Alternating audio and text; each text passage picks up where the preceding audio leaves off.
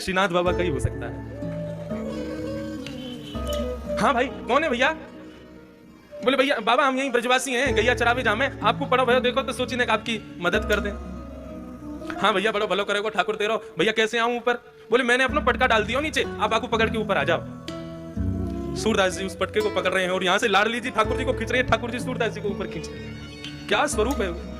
सूरदास जी के मन में भाव आ गया, जैसे ही पटका पकड़ा उसकी सुगंधी को जब अपनी नासिका से ग्रहण किया, बिल्कुल दृढ़ निश्चित हो गए कि ये तो ठाकुर जी हैं और कोई नहीं हो सकता। जैसे ही गड्ढे से ऊपर निकल करके सूरदास जी आए, जानबूझ करके ऐसा भाव दिखाया कि मानो झटके से गिर पड़े हो, और गिरे तो कहां गिरे? श्री लाडली जी के चरणों में जाकर के गिर गए।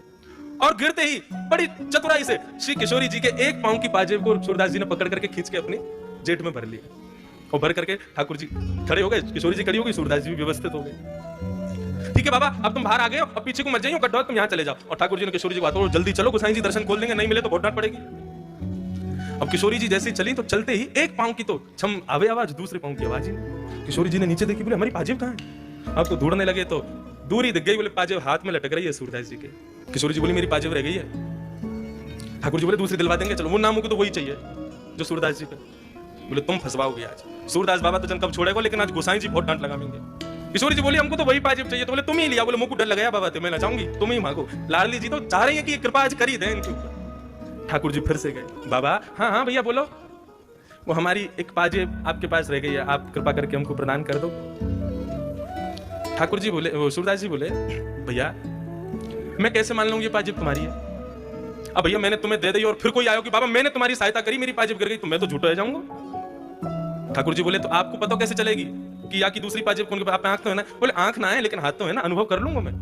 तो बोले क्या करोगे? बोले दूसरी पाजेब जो है का है वो मेरे हाथन के आगे आप चरणन में धारण करके दे दो, मैं पाजेब को हाथ से स्पर्श कर लूंगा, तो दूसरी पाजेब पहना दूंगा। किशोरी जी मुस्कुरा के बोले सूरदास जी समझ गए कि ये ठाकुर जी पधारे हैं। ठाकुर जी बोले आओ। अब तो किशोरी जी आगे आई, आगे आकर के खड़ी हुई। सूरदास जी से कही सूरदास जी नीचे बैठो, नीचे देखो, एक पाजेब देख लो और दूसरे पांव में पहना दो। जैसे ही पाजेब देखी तो समझ गए हाँ भैया तुम्हारी है। दूसरे पांव में पाजेब पहना करके श्री किशोरी जी के चरणों से लिपट गए सूरदास जी, अपने नेत्रों के जल से उनके पैरों को धोने लगे। बोले कृपा करो प्रभु, मैं पहचान गया हूं आप पधारे हो मुझ पे कृपा करने। किशोरी जी ने सूरदास जी को उठाया और ठाकुर जी, किशोरी और सूरदास जी तीनों को आलिंगन किया। और आलिंगन करके ठाकुर जी और किशोरी जी ने अपने हस्त कमल से जैसे ही सूरदास जी के नेत्रों पे हाथ फेरे, बोले बाबा आंख खोलो। बोले मैं देख ना सकूं? बोले खोलो तो सही। जैसे ही नेत्र खोले तो श्रीनाथ जी राधा रानी के संग में सामने खड़े हुए हैं।